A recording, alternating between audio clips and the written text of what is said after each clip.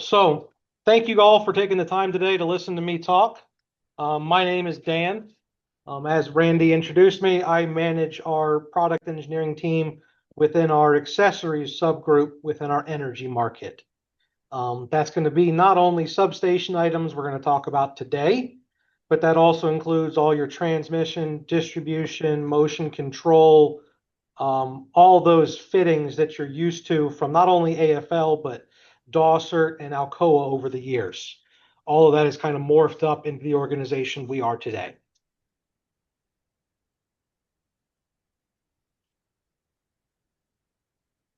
Okay, so the agenda here today, we're going to talk a little bit just about the Swage technology itself, specifically or primarily for substations, and then talk a little bit about Swage grounding, which is the copper version of that used for ground grids, either on a substation or for any grounding application that's out there, be it transmission towers or other types of grounding mats. Before we kind of jump into Swage and substation itself, just understanding that AFL, we are a name that's out there. A lot of people associate it with fiber optic. We kind of brought OPGW to the United States back in the mid 80s. But the division that I'm part of, which is accessories, we've been around since the early Alcoa days. The Aluminum Company of America had an arm that did transmission lines.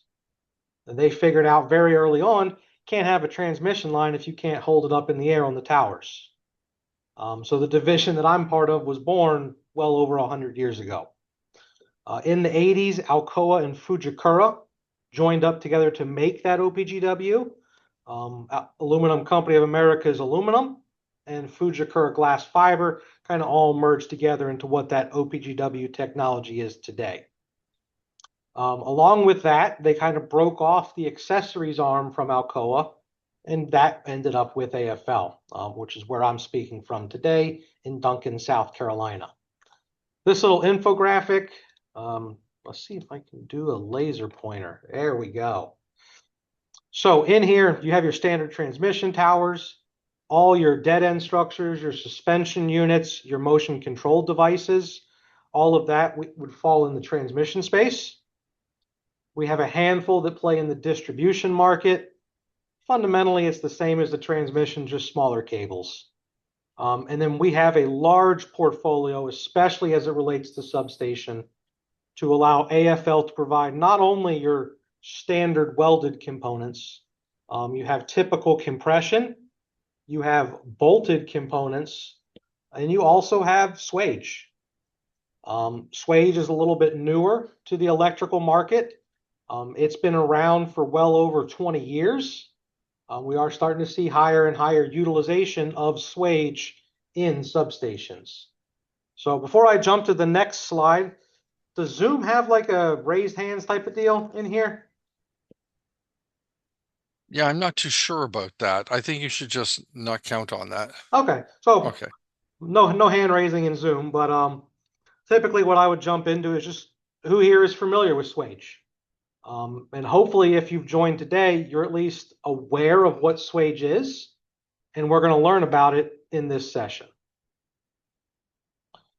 So if we look here, this will be a video that's going to pop up on the screen. This is a short clip showing a Swage installation of the accessory on bus pipe. This is your standard seamless drawn bus pipe for substations. You have a glimpse of the press unit. You have the head assembly, and you see these teeth on the interior surface. That is the Swage die.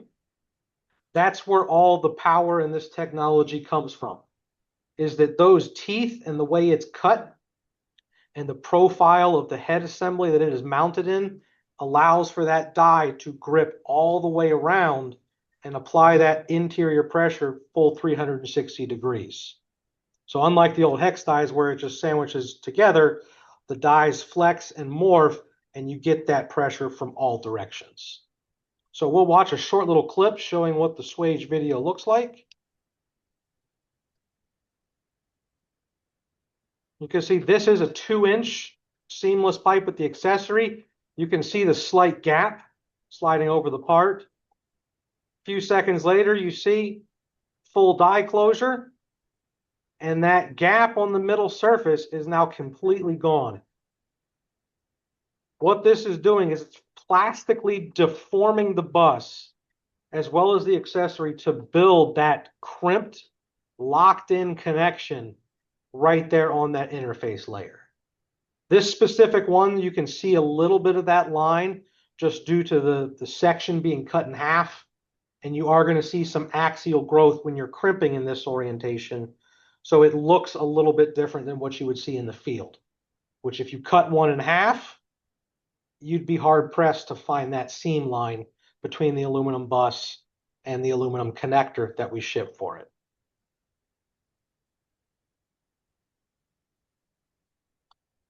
This here is the exact same picture from the video we saw before. That is your Swage press with the head assembly and the dies. This is what the fitting will look like after installation. You'll notice there's the teeth mark around here on each end. Those teeth are self-shielded, so there's enough compression in here and enough of a dip down to actually shield this at upwards of 500 kV for standard bus pipe runs. So this can be run at high voltage solutions without dedicated corona rings to protect those sharp edges because they are recessed down in that part. When you compare this type of permanent installation of Swage onto a bus pipe, it'd be kind of akin to welding, which is where the weld is applied and you are not going to just unbolt this and move it down the run. You have physically deformed the bus. It is a permanent connection, not meant to be removed. If you do need to remove it for any circumstances, we can obviously provide longer versions of this pipe to kind of make up that added cut length. But the benefit here is you guys saw the video, and those on this call have hopefully seen or are aware of the time it takes to weld up a fitting in a substation environment. The Swage, just with prepping, cleaning, and running that tool, you're looking at 3 to 5 times faster. So instead of 20 minutes, you're sub 5. And all that time really adds up when you're talking about a few hundred of these fittings on a substation. The beauty of Swage, you saw that press assembly where it kind of bottoms out and the dies flex in. We also provide a go, no-go gauge that allows you to evaluate that the crimp you just did reached full pressure. That means if it gauges around there, we know your connection is good. There's no more checking. If it gauged okay, you're squared away. Whereas welding or any of the other styles of technologies, sometimes the inspections after the fact are just as tedious as installing the part itself. So with Swage, we not only make it easy, we make it repeatable with that go, no-go gauge. On top of that, because this is a fully enclosed hydraulic system, as long as you're keeping those die teeth clear of debris such as gravel or rocks or lots of mud, you can install Swage fittings at any weather condition, be it snow, in the trenches that are still covered with water. In theory, you could run this tool fully submerged if you have a grounding grid that it rained overnight the night before. You can get down in there and you can crimp those fittings without having to have any more of those weather delays. Again, just really want to hammer home this 360-degree aspect. Because the die flexes internal to that shape, it allows us to get inward pressure from all angles on the circumference of the fitting.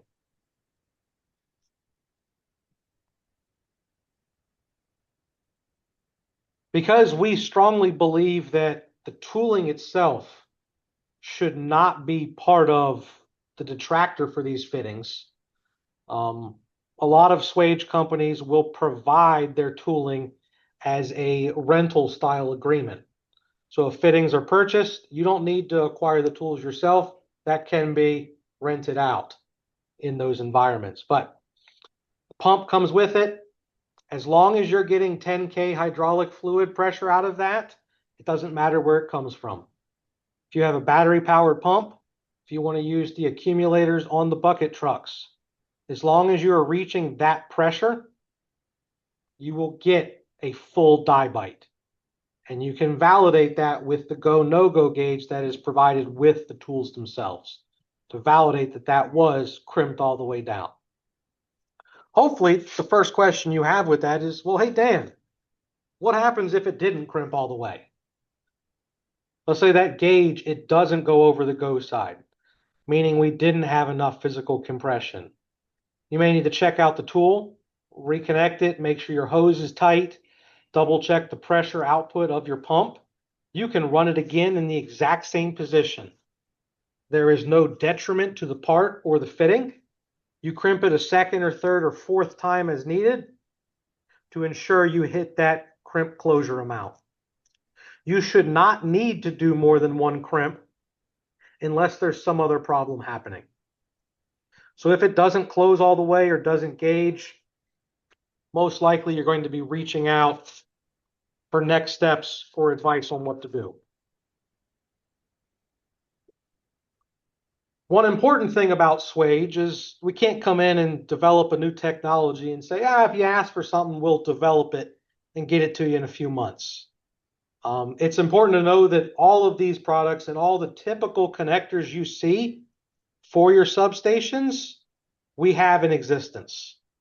They are out there, they are in the field, they are installed, getting cycles and amps on them right now in a variety of 230 kV and lower, as well as up to 500 kV applications.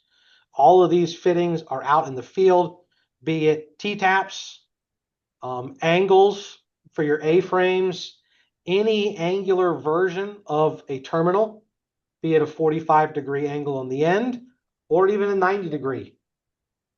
Any angle you want, because we all know when you have an old substation you're trying to tap in, it may not line up perfectly. You may have an offset between one bus run and another that's supposed to be in line. Let's say somebody forgot to account for a foot of concrete. Your altitude is now 12 inches different from left to right side. Different fittings or custom ones can obviously be developed when it's needed. If you needed an offset coupler to join those two pieces of run together, you now have a rigid piece of bus that kind of looks like a little dog leg shape from that offset height. So all those features, if you can think it up or you can dream it, more often than not, we can create a Swage fitting for that custom solution. Everyone on this call for Substation knows there are unique parts for every single one. It's not as simple as a transmission line where you just need a dead end and a suspension unit.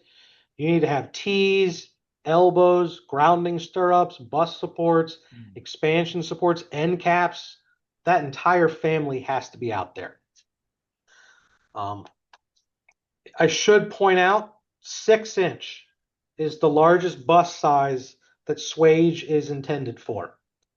The reason being, if you look at that 6-inch bus pipe, the physical tube that our accessory is made from is just shy of 8 inches in diameter. If you start going to larger bus sizes beyond 6-inch SPS, either Schedule 40 or Schedule 80, you're going to run into envelope concerns with the tool, which is why the Swage technology stops at 6-inch installations. Extending from rigid bus, we also have all your cable couplers, terminals, and fittings. Exact same family as before. This one is just designed for cable. This can be for your AAC, your ACSR lines. You'll note all of this is specified around low temp, or your standard temp operating conductors. We do have on the side, please don't write it down too much, but I do know we're being recorded. There is some development work in place around Swage for ACSS.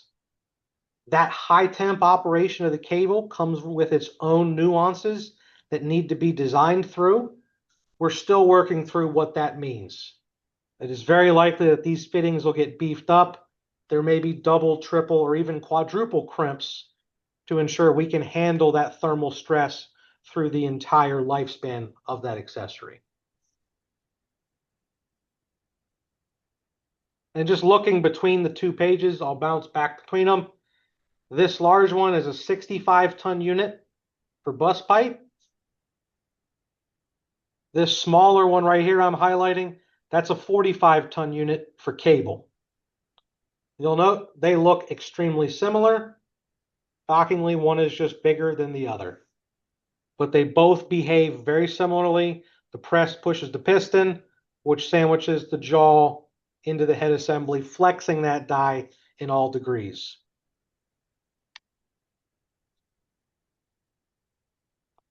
Now, one of the fun things recently is the grounding grid.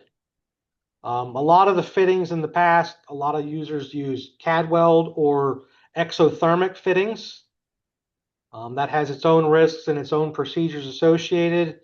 Some people will do some of the old style C crimps or indent crimping of an extruded copper die. You also have your bolted mechanical grounding fittings. All those are out there, but Swage is newer to the market as it relates to below grade installations. This here is an installation shown on copper, where you can see it crimp down over it. Again, it's only one crimp and it has the gauges as well. This allows you to speed that up, do a grounding crimp in a matter of minutes, as opposed to the other prep, and you can move on to the next line. We had an associate here that went out to the field with a second crew. 2 crews went out, they installed 400 grounding accessories within half a day. 2 crews running the tools, they ran through and they just crimped everything and moved forward. I think the biggest complaint we got back was the operators on site didn't get any overtime for the day. The copper-clad the grounding units themselves can be used not only on pure copper, but also copper-clad steel, if you are looking to use the more theft-resistant or theft-deterrent options for your copper grounding wires. Oh, did I see something in chat? Oh, okay.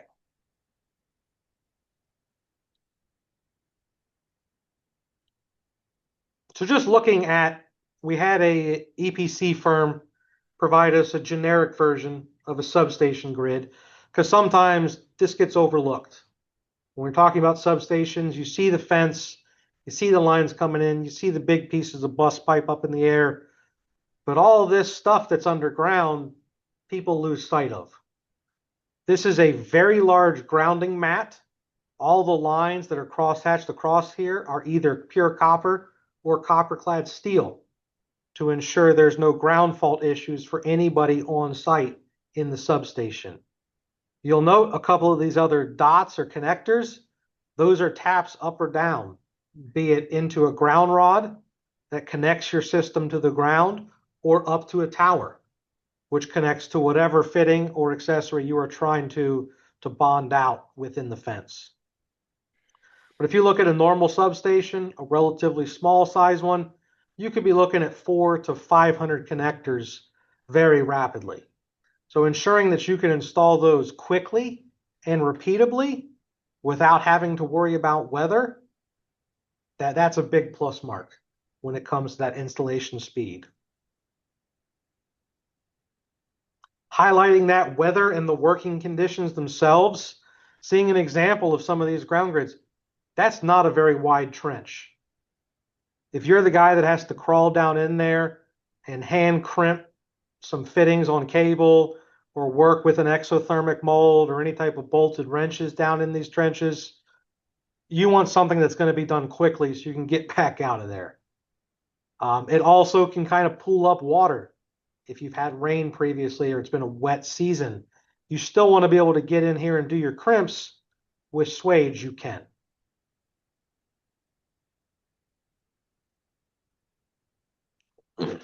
In the Swage grounding product line, you'll note there's a lot of different versions of the fittings. You have fence post connectors, that allow you to bond out the poles that go around your fence or around the substation. We've got smaller versions that can bond to the gates that swing open and shut with a flexible braid to connect them. You've got your grounding lugs with 1-hole or 2-hole patterns to attach to your structure or other systems you're looking to ground out.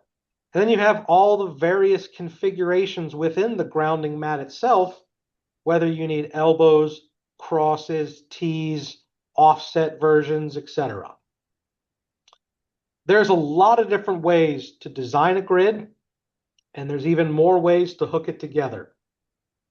So you look at this and you might be thinking, that's a lot of different parts. I don't want to have to buy that many. Or I want to be able to stock 1 or 2 of these. Depending on the cable size for what you're using, you could stock something as similar as this guy that I'm highlighting right now. That's a parallel connector. If you have 4/0 cable or 250 wire, you can pretty easily bend that in the field. So you can use this not only as a coupler, you can use it as an elbow, you can use it as a T-tap. This fitting becomes pretty modular to take the place of a lot of these other connectors. That way you can simplify your SKU list for what you're trying to inventory and just stock something you know can be used for multiple different arrangements.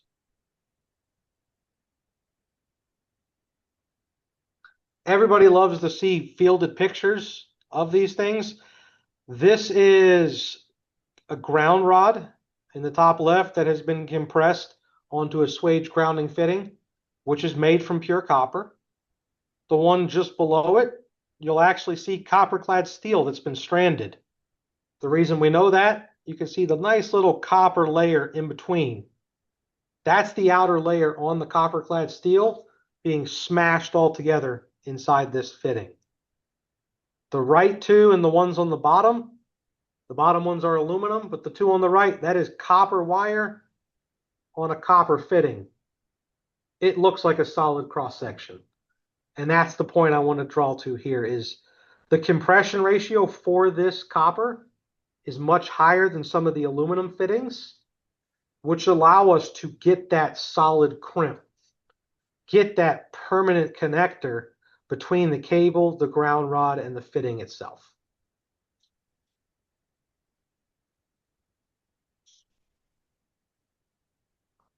Now, before getting into more and more data, IEEE 837 is the governing standard for substation grounding. That defines the testing requirements. It defines what fittings you can or cannot use. Any requirements for grounding out a substation are developed and established in IEEE 837. I say that to preface this, there are 4 main types of grounding connectors in the market today. You have your standard bolted or mechanical. This has arguably been the gold standard for well over 100 years. Something simple, something conductive, and it bolts tight. That's its objective. The compression designs or your indent or your C-crimps, very similar compression technology to Swage, albeit slightly less robust, just due to the die technology itself. Then on the bottom, you have exothermic, which is going to be your copper shot of thermite, which creates molten metal that fuses everything all together. And then on the right, we have Swage. If you look at the longevity, bolted mechanical have been out there for 100+ years. Same with compression. Exothermic is up there. Swage is roughly around 20 to 30 years at this point. So a lot of history. Many users are still gravitating to the 3 outside of Swage. And what I'm hopeful to convince you of today is that with the latest IEEE 837 standards, if you followed through with that in 2014, they did a massive update to the requirements in that the EMF or the fault current portion of the test increased to much higher KA loads. Unfortunately, that meant some of your traditional or grandfathered technologies are no longer compliant with 837. I'm not going to come in and try to say I know every single test report for every one of these families, but I do know for certainty that exothermic will pass this new standard with the higher fault load, and I do know for certain that Swage grounding fittings can also pass this updated standard. This has all gone through the extensive sequential testing that 837 requires. All test data is available upon request. But if you're looking to keep up with the latest and greatest standards, what the industry is doing, the KA rating here will guide you to those more robust Swage-like designs for your grounding grid.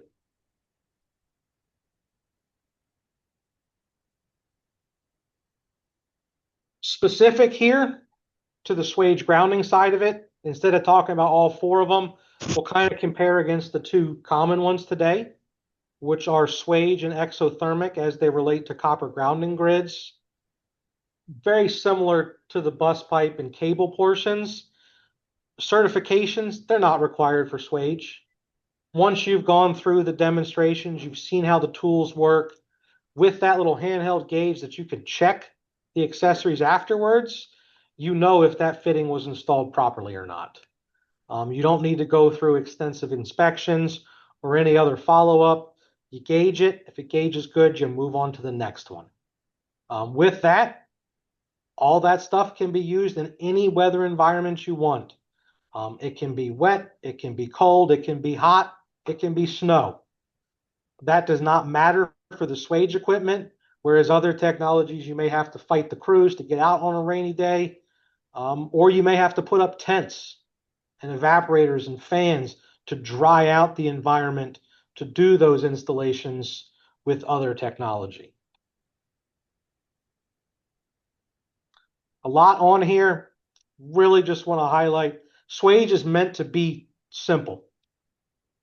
It is meant to be a fast alternative to welding. It's meant to be a permanent installation, something that will always be out there and meets all the standards that are required, either your NEMA CC1, occasionally some of the C119 requirements from ANSI, as well as the IEEE ones, the grounding ones, 837, IEEE 80. All of that we've taken into consideration for this Swage technology, not only for the above grade bus and cable, but also the below grade copper. It is versatile for both of those connector types. So be it aluminum, be it copper, above grade, below grade, all of that Swage technology we highly encourage and recommend. If you'd like to learn more about some of that Swage technology, we have a series of white papers on our AFL Global website. This link in the presentation today takes you to a specific one, detailed white paper about some of the testing and more advanced data that I haven't talked about today. But if you're curious, feel free to click on the link, check out the white paper, and reach out for questions. And with that, that's my little blurb on Swage and substations with a little bit of focus on Swage grounding. So thank you for your time, and I'll take questions now.